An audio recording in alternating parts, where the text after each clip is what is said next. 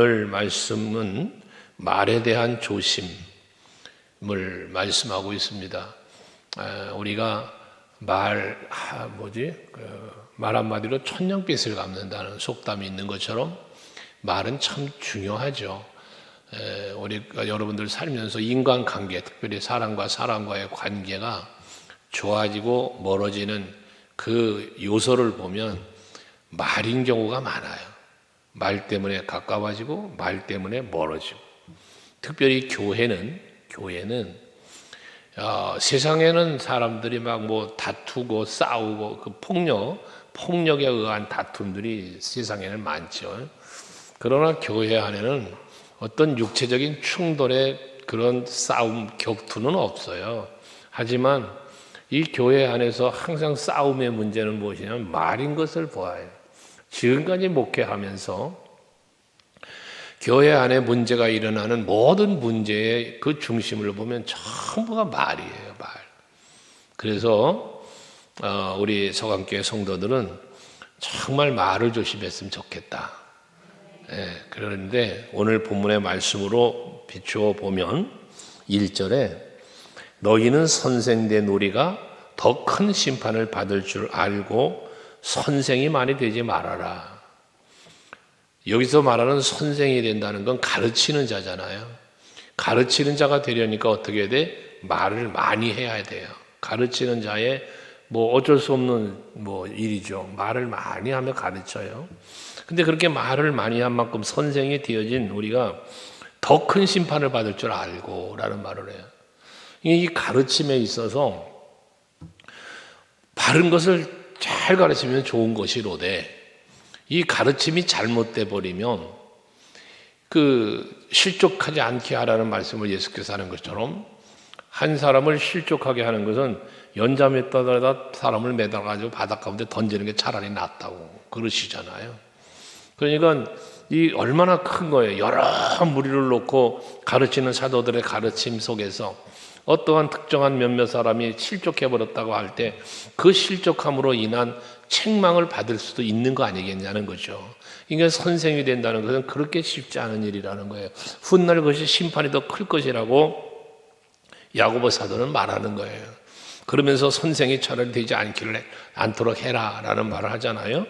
그러면서 2절에 보면 우리가 다 실수가 많으니 만일 말에 실수가 없는 자라면 곧 온전한 사람이다 라고 그래요. 그러니까 누구나 말 실수는 하게 되어진다는 것이거든요. 그래서 이 말 실수를 하게 되는데 이 말 실수를 하는 것 때문에 말을 조심해야 되는 것인데 그럼 왜 말이 많아지며 왜 말 실수까지 하게 되는가를 또 들여다보면 그 말 많은 사람의 특징이 뭐냐? 말이 많은 사람의 특징은 교만한 경우가 많습니다. 다는 아니지만 프로테지로 분석해 보면 그 심리나 그 모든 상황을 살펴보면 말이 많은 사람은 교만한 사람일 때가 많아요. 내 주장을 피는 거지, 내 주장. 내가 생각할 때 이런 거야. 그러니까 이렇게 해야 돼, 해야 돼. 내 주장을 많이 펼치는 이 교만으로 비추어 볼 수 있다는 것입니다. 그래서 말을 조심하기 위해서는 뒤에도 이제 나옵니다만은 말을 조심하려면 방법이 뭘까? 온유해지고 겸손해지는 거예요. 그러면 말이 많아질 수가 없습니다.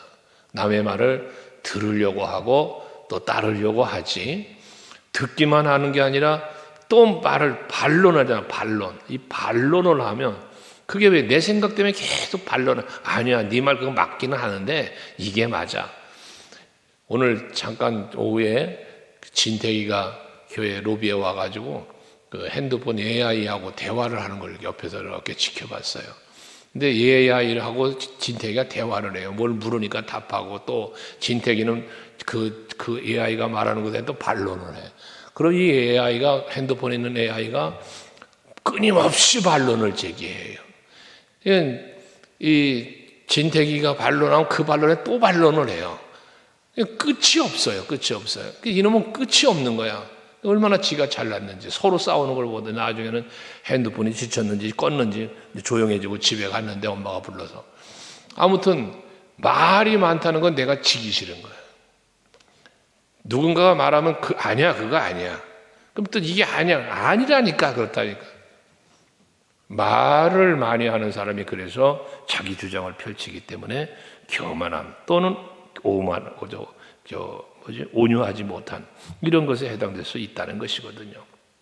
그래서 우리는 말을 많이 절제할 줄 알아야 되는데 3절에 보면 입에 재갈을 물리라고 그래요. 재갈을 물려라. 입에 재갈을 물리라는 건 뭡니까? 강제로 말하지 못하게 하는 거잖아요. 입에 재갈을 물리면 강제로 말을 못하게 만드는 거예요. 그러니까 스스로가 스스로의 말을 못하도록 그냥 강제로 막아버리는 거지. 세례 요한이 태어날 때에 아버지 입을 벙어리 되게 만들어 버리잖아요. 이게 말하지 못하게 반론하지 못하게 만드신 하나님의 강권하심도 있는 걸 우리가 성경에서 보잖아요. 그것처럼 우리가 참 입에 재갈을 물린다라고 하는 표현을 성경에서 했는데 왜 그래야 되느냐? 이 말 한마디의 소중한 것 때문에, 말 한마디의 중요함 때문에. 그래서 4절의 비유를 보면 배의 키, 배의 방향을 조정하는 키를 말하잖아요. 배가 얼마나 커요? 바다에 떠다니는 그 배가요. 근데 그 엄청난 배를 방향을 조절하는 게 뒤에 조그맣게 달려있는 키예요, 키. 엄청난 그 유람선 같은 것도요, 그 키는 크지를 않아요. 조그마한 키 하나 달려 있다고요. 그 방향 키가 움직이는 거에 따라서 그 거대한 함선이 움직이는 거고요, 방향이. 혀를 그렇게 비유를 한 거예요, 지금 야고보 사도가. 우리의 이 짧은 이 혀가 우리의 인격을, 우리의 삶을, 우리의 방향을, 모든 관계를, 모든 걸 막 바꿔놓을 수 있는 게 말이라는 거예요. 그래서 말에는 큰 힘이 있다고, 3가지 큰 힘이 있다고 늘 말씀드렸잖아요. 우리가 말하는 이 말에는 큰 3가지 힘이 있다는 거예요. 가장 먼저는 무슨 힘이냐면 각인력. 이 말은 한번 내가 귀에 들어서 머릿속에 되어지면 이게 지워지질 않는다는 거잖아요, 말이. 이게 말로 인한 상처를 받아요, 마음에. 그럼 이 마음의 상처는 그 누군가의 말 때문에 내가 상처를 받아요. 이게 치유가 되기가 쉽지 않다는 거예요. 이 말은 각인력이 있다는 거기에서. 여러분이 말 한마디 던지는 게 이번에 이야기 장로님인지 안수집사님인지 그런데 그분의 간증을 듣는 중에 나름대로 성공할 수 있었던 이유가 무엇이냐, 힘들고 어려워서 실패를 거듭거듭 하는 중에 성공을 했는데 성공 사례를 이야기하는 간증을 하는데 그분이 한 말 중에도 그런 말을 했어요. 자기는 힘들고 어려울 때면 늘 자기 아버지가 들려줬던 이야기가 있대요. 너는 이 다음에 커서 훌륭한 사람이 될 거야. 세상의 풍파가 몰아쳐도 반드시 너는 그걸 뚫고 일어설 수 있어. 넌 분명히 성공할 거고 큰 사람이 될 거야. 자기 아버지가 어려서부터 그런 얘기를 해줬대요. 수없이 해줬대요. 근데 그게 힘들 때마다 그 아버지의 그 말씀이 늘 이렇게 생각이 났다는 거예요. 그러면서 성공한 사례를 이야기를 하더라고요. 물론 이제 거기에 신앙 안에서 성공한 그때 간증도 있지만 그 아버지의 말, 그게 자기를 성공으로 만들었다고 하잖아요. 우리 구역장님들과 기관장님들에게 올려드린 그 영상, 그 장애자 아들을 입양해서 그 기른 어머니의 이야기인데 참 눈물에 감동을 주는 이야기입니다만은 이게 뭐든지 말 한마디 넌 할 수 있어 또 해야 돼 라고 하는 어떤 그런 것들이 강제적인 것 같지만 마음에 새겨지는 거잖아요. 그래서 여러분들의 입술에 담는 말은 항상 긍정의 말, 칭찬의 말, 감사의 말, 이게 여러분의 말이 되면 여러분들의 그 말 때문에 다른 누군가에게 여러분들이 각인되어 기억되는 게 어떻게 기억돼? 그분은 긍정적인 사람이야. 그분은 참 온유한 분이야. 그분은 언제나 참 칭찬의 말을 많이 하지. 관계 참 좋은 분이야. 그렇게 기억에 남는 거예요. 그런데 내가 바른 소리 한다고 해서 올바른 소리를 한다고 뭔가 그 사람의 마음에 상처 주는 말을 했다면 나는 그 사람에게 상처 준 사람으로 각인되어 있는 거예요. 그러니까 여러분들 말 좀 조심하면서 사셔야 돼요. 절제하면서. 말에는 또 견인력이 있다고 그러죠. 잡아당기는 힘이 있다는 거예요. 선한 말, 뒤에도 나오죠. 선한 말, 좋은 말, 칭찬의 말 하는 사람은 그런 사람으로 그런 사람들을 끌어모으는 힘이 있는 거예요, 이 말에는. 그런데 이 좋지 못한 말을 하는 사람은 그런 나쁜 무리의 사람을 끌어모으는 거예요. 보세요. 가나안 정탐을 하고 돌아왔잖아요. 12명이 가서 정탐을 하고 왔어요. 그런데 여호수아와 갈렙은 긍정의 말, 믿음의 말을 하고 10명은 부정의 말을 합니다. 백성들을 따라가요. 누굴 따라가요? 이 10사람을 따라가요. 이건 뭔 얘기라는 거예요? 불평과 부정의 생각을 갖고 있는 것과 생각을 같이 한 백성들이에요. 그들을 따라가는 거예요. 근데 믿음을 가지고 있고 하나님만 의지했던 모세는 이들의 두 사람의 말을 듣잖아요. 비록 무리가 숫자적으로는 상대도 하는 숫자지만 3대 몇백만이지만 이 상대도 안 되는 거지만 그러나 중요한 것은 어떤 말을 따라가느냐 이거든요. 여러분이 긍정의 말, 믿음의 말을 하시면요, 믿음의 사람이 내 곁에 모여들게 돼 있는 거예요. 근데 내가 불신함의 말, 불평의 말을 할 때 그건 누가 따라와? 늘 부정적인 사람, 불평하는 사람이 내 곁에 모이게 되어 있는 거예요. 우리나라 교회는 유유상종이라는 한자 수고가 있잖아요. 끼리끼리 모이게 되어 있는 거예요. 이 견인력이라는 거예요, 견인력. 그래서 여러분에게 간혹 제가 그런 말씀 드렸잖아요. 내가 어떤 사람인가를 알려면 간단하다. 내가 어떤 사람인 줄 알려면 아주 간단한데 내가 가까이 하는 사람이 누구냐, 내가 만나고 가까이 하는 사람이 어떤 사람이냐를 진단해 보면 내가 그런 사람이라는 거예요. 여러분 만나서 늘 불평하고 그러는 대화를 하는 사람이 많아요. 내가 그런 사람인 거예요. 근데 내가 만나고 가까이 하는 사람이 늘 긍정의 말, 믿음의 말, 사랑의 말, 감사의 말 하는 사람이에요. 내가 가까이 하는 사람이 내가 그런 사람인 거예요. 이건 부정할 수 없는 사실이에요. 그래서 말의 힘 중에 이 견인력이라는 이 힘을 잘 활용해서 정말 믿음의 사람, 긍정의 사람, 온유한 사람, 이런 사람들이 여러분 곁에 많이 있을 수 있는 말을 하며 살자는 것입니다. 마지막 하나는 성취력이라는 거예요. 이게 여러분에게 참 이거 귀한 거 아니겠어요? 얼마 전에도 말했지만 여러분의 입술의 말은 여러분의 미래를 만들어낸다. 여러분의 입술에 쏟아내는 모든 말은 여러분의 미래를 만들어낸다. 방향 키를 좀 아까 배의 키를 말했잖아요. 내가 말하는 대로 가는 거야. 내 말하는 대로.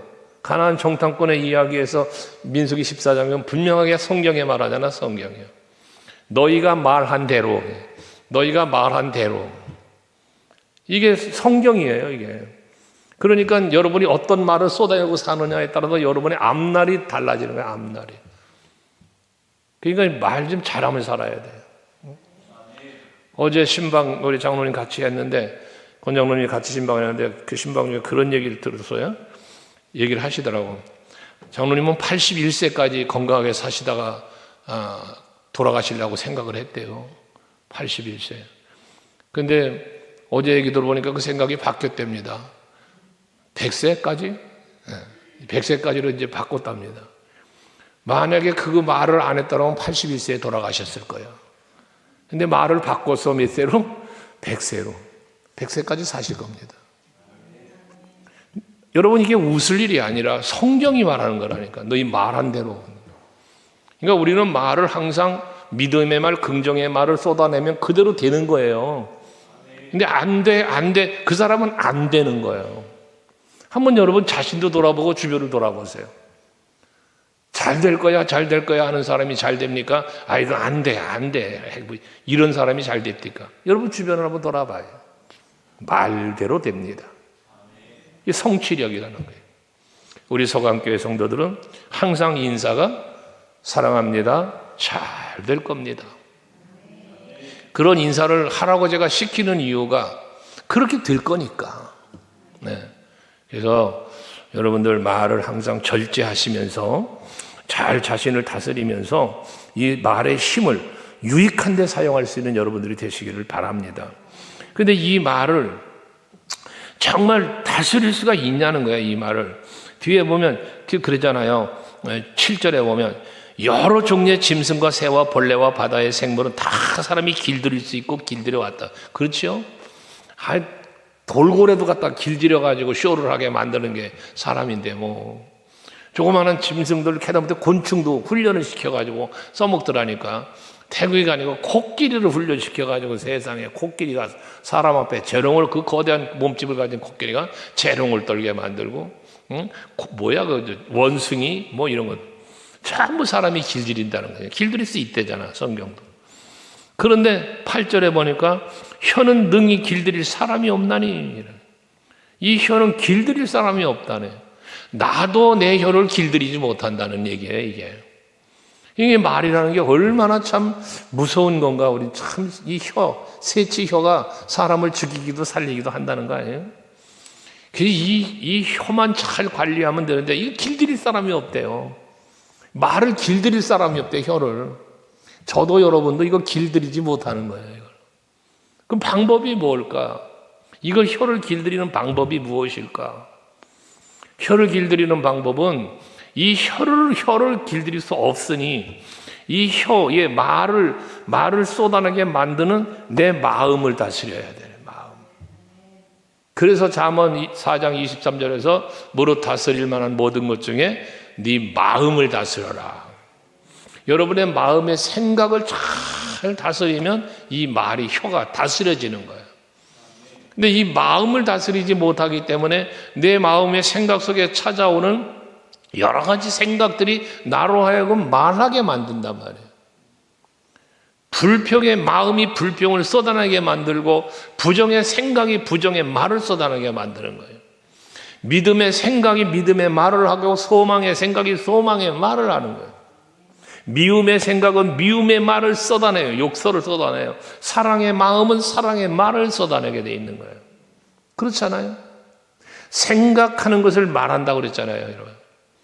사람의 생각이 바뀌면 말이 바뀌고, 이 말이 바뀌면 행동이 바뀌고, 이 행동이 바뀌니까 인생이 바뀐다는 거 아니에요. 이제 습관이.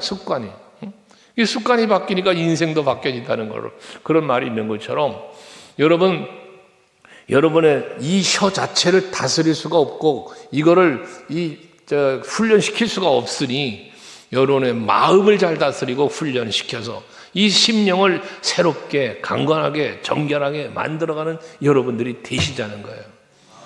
그러면 이 혀는 자연히 내 마음의 생각이 내 혀를 다스리는 게 되어지는 거예요.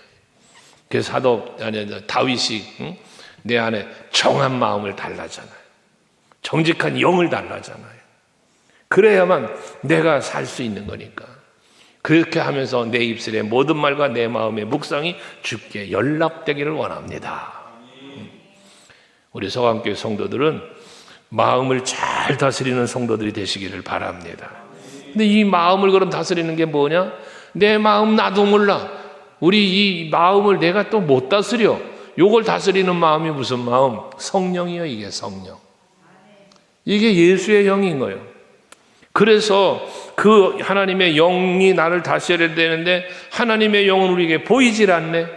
예수의 영이 보이지를 않아요. 그러니까 우리가 그 하나님의 영을 육신의 눈으로 보지 못하기 때문에 자꾸 떠나 살고 함께하지 못하는 그 마음의 지배를 받지 못하는 삶을 사는 거예요. 그래서 하나님께서는 사도들을 통하여 선지자를 통하여 이 계시의 말씀을 주신 거예요. 말씀을. 그 모든 성경은 하나님의 감동으로 되었다 그랬잖아요. 그래서 이 말씀이 뭐예요? 교훈과 책망케 함과 바르게 함과 의로 교육하기에 유익하다. 말씀이. 그래서 여러분 마음을 다스릴 수 있는 비결이 뭐다? 혀를 다스리기 위해서는 마음을 다스려야 되는데 이 마음을 다스리기 위해서는 성령과 예수의 영이 지배를 해야 되는데 우리의 눈으로 볼 수 없으니 계시의 말씀을 주셔서 말씀으로 우리가 하나님의 뜻을 찾고 성령의 이끄심을 따라가게 만드셨으니 여러분 마음을 다스리려면 뭐 해야 돼? 말씀을 읽고 듣고 지켜 행하기에 힘쓰는 여러분이 되셔야 된다는 겁니다. 그렇게 할 때에 여러분들이 이 혀가 다스려지는 거예요. 말씀이 나를 지배할 때, 말씀으로 내가 무장했을 때, 사도 에베소서에서 바울이 말한 것처럼 하나님의 전신갑주를 입었을 때 모든 마귀의 간계로 찾아오는 모든 생각을 내가 물리치면서 이겨낼 수 있으니까. 그러니까 내 입에서 쏟아져 나오는 말은 성령으로 인하여 주시는 말과 행동이 거기서 나오게 되어진다는 거거든요. 여러분, 내 자신을 다스릴 수 있는 방법은 내 자신이 나를 다스릴 수가 없어요. 그래서 사도 바울은 성령 충만 받아라는 거예요. 술 취하지 말라. 이는 방탕한 것이니 오직 성령 충만을 받아라. 그것만이 나를 다스리는 유일한 방법이기 때문에 그런 겁니다. 성도 여러분, 혀는 능히 길들일 사람이 없다고 했습니다. 그래서 이 혀는 늘 쉬지 않는 악이요 죽이는 독이 가득한 것이라고까지 오늘 8절은 표현하지 않습니까? 이걸 잘 다스릴 수 있어야 되는데 9절과 10절에 보면 기가 막힌 얘기하죠. 이게 현실이잖아요, 여러분. 9절, 10절이 우리들의 신앙생활 속에서 흔히 일어나는 일이잖아요, 이게. 우리가 우리의 입술로, 이것으로는 이 말이에요, 혀야, 우리 말이에요. 우리의 입술로 하나님을 찬송해, 하나님을 찬송하고 또 그 입술로, 하나님을 찬송하던 그 입술로 하나님의 형상대로 지음받은 사람을 저주한다. 그래서 우리 그 찬양 중에 그런 가사인데 우리 잘 안 부르는 찬양인데 강하라 담대하라 라고 하는 찬양이에요. 이거 찬양은 정말 예전에 많이 불렀던 찬양인데 내 입술로 하나님을 찬송하고 그 찬송하던 입술로 내가 또 범죄합니다. 기도하던 내 입술로 또다시 범죄합니다. 이게 우리의 약함이라는 거예요. 이러한 약함을 강하고 담대하게 해주시는 게 하나님의 은혜요, 하나님의 영이 하시는 일이라는 거거든요. 여러분, 정말 우리 소감교회 성도들 한 입술을 가지고 하나님을 찬송했다가 또 하나님의 사람을 저주도 했다가 복을 빌었다가 저주했다, 이런 입술 되지 말고 오직 하나님께 감사와 찬송과 영광을, 하나님께는 또 서로 인간관계 속에서는 아까 말한 정말 감사의 말, 칭찬의 말, 사랑의 말, 축복의 말, 이런 선한 말을 많이 하는 우리 모두가 될 수 있길 바랍니다. 네, 이게 자기 절제가 되는 거예요. 그러면서 비유하기를 11절에 샘이 한 구멍으로 어찌 단물과 쓴물을 내겠냐. 그렇죠. 샘물에서 샘물이 뻥뻥뻥 올라오는데 이 샘물에서 어떻게 쓴물도 나왔다, 단물도 나왔다, 이건 안 되는 거잖아요. 오직 샘물은 하나의 물만 내보내게 돼 있는 거잖아요. 또 나무도 무화과 나무가 어떻게 감람나무를 열매를 맺겠으며 포도나무가 무화과 열매를 맺겠느냐. 이거 안 된다는 것이죠. 그러니까 우리는 포도나무 비유에서처럼 나는 포도나무에 너희는 가지니, 그럼 예수께서 말한 포도나무의 비유로 표현한다면 우리 가지는 뭘 맺어요? 포도나무 열매를 맺어야지.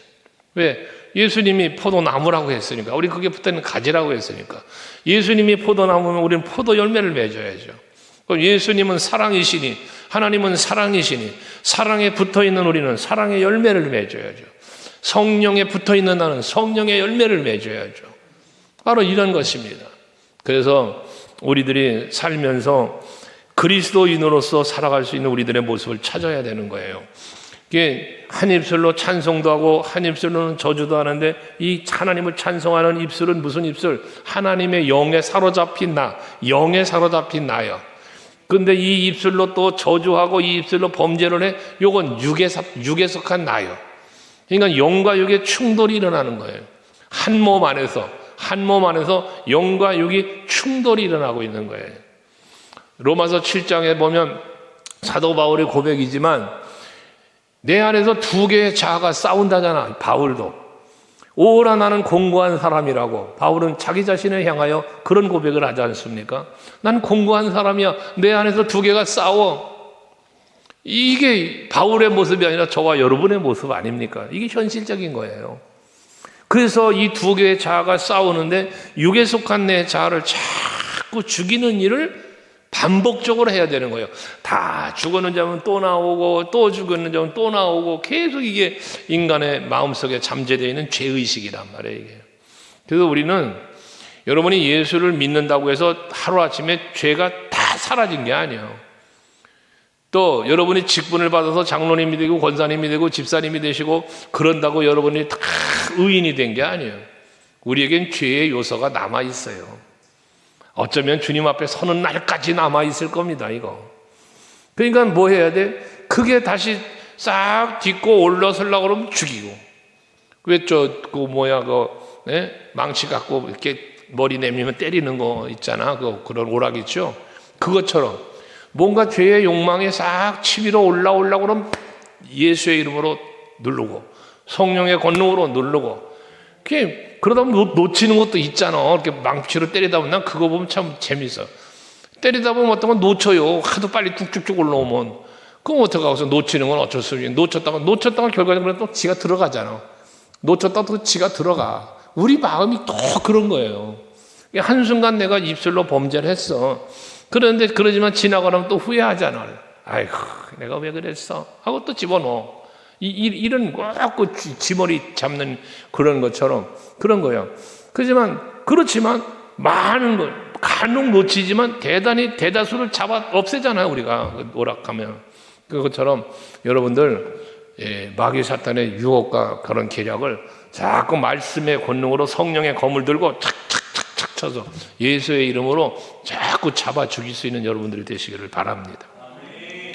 그러니까 영과 육이 충돌할 때 누가 이기냐고 말이에요. 영과 육이 충돌할 때 누가 이기느냐? 영이 이기는 사람이 돼야 된다는 거예요. 영이. 그러니까 성령 충만 받아야 된다는 거예요. 말씀 충만해야 된다는 거예요. 그러면 영이 이겨요. 그런데 영이 약한 사람은 육의 지배를 받게 돼, 자꾸. 그러니까 생각도 말도 행동도 자꾸 그래요. 로마서 8장 말씀했잖아, 우리가. 로마서 8장에도 보면 육에 속한 사람은 육신의 일을 생각하고 영에 속한 사람은 영의 일을 생각한다고. 그러니까 분명히 다른 거예요. 이게 다른 거예요. 우리 서강교회 성도들은 영에 속한 사람, 이 뒤에서 육신에 속하여 살지만 영에 속한 사람이 이 영이 더 강건함으로 인하여 육을 지배할 수 있는 이런 우리가 될 수 있길 바랍니다. 그런 사람이 되려니까 말씀으로 무장해야 돼요. 예배하고 기도하고 그러는 거예요. 그러면서 우리가 영적으로 강건해져 가는 거니까. 할렐루야. 그러면서 이제 13절 이하에는 보면 결과적으로 앞에 말한 그 내용과 동일한 내용인데 위로부터 임하는 지혜를 말해. 위로부터 나는 지혜와 또 위로부터 나지 않은 것, 이 위로부터 난다 아니다라는 건 영으로부터 오는 것, 육으로 오는 것을 의미하겠죠. 그런데 거기 보면 너희 중에 지혜와 총명이 있는 자가 누구냐? 그는 선행으로 말미암아 지혜에 오냐므로 그 행함을 보일지니라 그랬어요. 이건 선을 행하는 거예요. 선을 행하고 온유함으로 사는 거예요. 이걸 보이라고 그랬는데 이 선을 행하고 온유함으로 살아갈 수 있는 이것은 어디서부터 그 지혜와 총명이 있는 자는 그랬잖아요. 13절에 지혜와 총명이 있는 사람은 선을 행하고 온유함으로 그 행함을 보이라 그런 거란 말이에요. 그런데 이 지혜와 총명이 위로부터 오는 지혜와 총명이 있고 그렇지 않은 것도 있다는 거예요. 그러니까 이 지혜와 총명은 똑똑한 거잖아요. 판단력이 분명하고 좋은 거잖아요. 근데 이게 위로부터 온 것이 아닌 지혜와 총명은 뭐 하는 거예요? 그게 교만이라니까. 그래서 14절에 보면 시기와 다툼이 있으면 자랑하지 마. 마음속에 독한 시기와 다툼이 있으면 자랑하지 말아라. 진리를 거스러 거짓말을 하지 말아라. 그러잖아요. 그러니까 위로부터 난 지혜가 아닌 육에 속한 지혜와 총명은 여러분 육신적으로 똑똑하고 육신적으로 잘나고 육신적으로 자랑할 만한 교만한 요소들이 있으면 시기와 다툼이 일어나고 거짓말도 한다는 거예요. 이건 전부 다 어디서 오는 거다? 위로부터 임한 지혜가 아닌 육에 속한 지혜를 가진 사람만이 하는 거예요. 여러분 거짓말 아무나 하는 거 아니에요. 거짓말은요 똑똑한 사람이 하는 겁니다. 그래야지 속일 수 있거든. 여러분 사기꾼 아무나 사기칩니까? 나는 저 사모 앞에 조그만 거짓말 한 번 했다가 금방 들통이 나요. 왜 그렇게 빨리 발견하는지 몰라. 좀 속아 넘어가주면 좋을 텐데 금방 알아. 내가 좀 어리석은가 봐. 바보스러운가 봐. 근데 남자들은 대부분 그래요. 마누라 속이려고 그래봐야 금방 들통나. 똑똑하지 못해서 그래요. 그러는데 이 육에 속한 지혜가 총명한 사람은 거짓말도 잘해야죠. 그럴듯하게 거짓말하는 거예요. 그 시기와 다툼과 분쟁을 일으키고 이런다는 거 아니에요. 성경이 말하는 거 아니에요. 이건 위로부터 온 게 아니라는 거예요. 어디서 왔어? 땅의 것, 땅 위의 것이요 정욕의 것이요 귀신의 것이다 라고 말하잖아요. 귀신의 것이다. 악의 영 아니에요. 악의 영. 그러니까 16절에 시기와 다툼이 있는 곳에는 혼란과 모든 악한 일이 있습니다. 결국 위로부터 온 지혜와 총명을 갖지 않고 땅에 속한 것에 지혜와 총명을 가진 사람은 이렇게 시기, 다툼, 거짓말, 혼란, 악한 일만 버려내간다는 거예요. 우리 서강교회는 이런 사람이 한 사람도 없기를 바랄 뿐.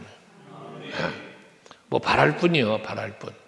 그런데 그러려면 우리 모두가 다 함께 정말 위로부터 내려오는 지혜를 공급받는 성도들이 돼야 된다는 것이.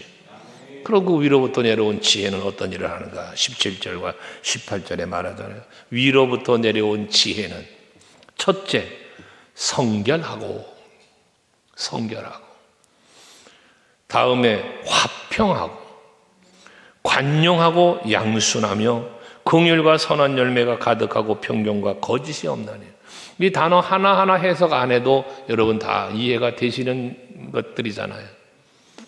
요거에 나열되어 있는 이 모든 것들을 간단하게 설명 다시 하나 한다면 갈라디아서 5장 22절 이하에 말하고 있는 성령의 열매들이잖아요.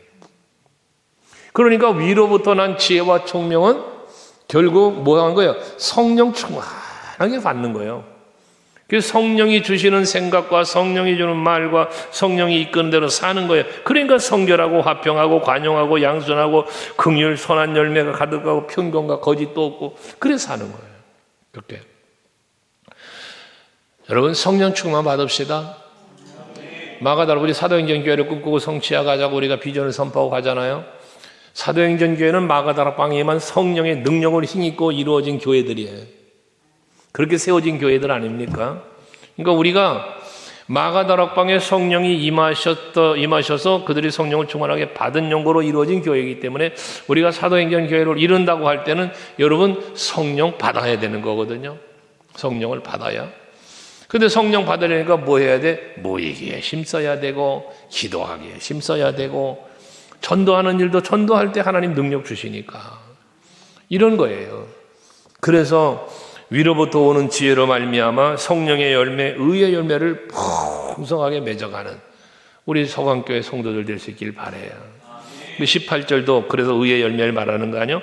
화평하게 하는 자들은 화평으로 심어 의의 열매를 거두느니라. 의의 열매를. 그래서 하나님의 영이 임하면 그게 이제 위로부터는 지혜라고 표현한 건데 하나님의 영이 임하면 우리가 지혜와 총명이 우리 안에 오는 거예요. 지혜와 총명이. 이 지혜와 총명이 뭐예요? 이게 판단력이잖아. 판단력. 하나님을 알고 그 뜻을 알고 우리가 하나님의 마음을 알고 그 뜻을 분별할 줄 있는 분별력이 생기는 거예요. 그 성령이 주시는 은사 중에 영들을 분별하는 은사가 있잖아요. 이 앞에 본 귀신이 것이다. 귀신의 것. 위에서 내려오는 지혜가 아닌 것 같고 시기와 다툼과 분쟁과 거짓과 이런 악을 행하는 모든 것들은 전부 귀신의 것이다. 귀신의 것. 그러니까 이건 마귀가 나를 유혹하는 거구나. 이거는 귀신들의 짓이구나. 이거 분별할 줄은 분별력이 있어야 되는데 그 분별력이 어디서와 성령이 충만하게 받으면 그 분별력이 온단 말이에요. 그러니까 올바른 판단을 하면서 말도 조절이 되고 행동도 조절이 되고 그게 성령의 9가지 열매 중에 마지막 절제라고 하는 열매가 맺어지는 거예요. 절제. 말도 절제가 되고 행동도 절제가 되고 모든 게 절제가 되는데 그 절제의 기준이 무엇이다? 말씀입니다. 말씀. 그러면서 성령의 열매를 맺어가고 의의 열매를 맺어가고 빛의 열매를 맺어가고 거룩함에 이르는 열매도 맺어가고 성경에서 말하는 그 수많은 열매들을 맺어가는 겁니다. 오늘 여러분들이 예배하시면서 정말 자기 자신을 다시 한번 성찰하시면서 나는 성령으로부터 임한 지혜와 총명을 가지고 판단하며 말하고 행동하고 사는가? 아니면 아직도 육에 속한 나의 판단과 생각을 가지고 말하며 행동하고 있지 않은가? 돌이켜볼 수 있는 이 시간이 될 수 있기를 바랍니다. 그래서 이제는 좀 더 성장해 가되 육에 속한 나는 자꾸 제어하고 죽이고 절제하고 하나님의 영에 속한 나는 자꾸 살려가는 그러한 우리들의 모습으로의 변화. 그 성화라는 표현, 거룩함에 이르는 열매라고 하는 로마서 6장 말씀처럼 그런 우리들이 되셔서 정말 우리 서강교회와 성도들은 하나님께 기쁨과 영광을 돌려드리고 이웃들에게는 정말 그리스도인으로서의 아름다운 향기를 바라는 그런 우리들의 말과 행동 이어질 수 있기를 바랍니다. 우리 기도합시다. 말씀 생각하시면서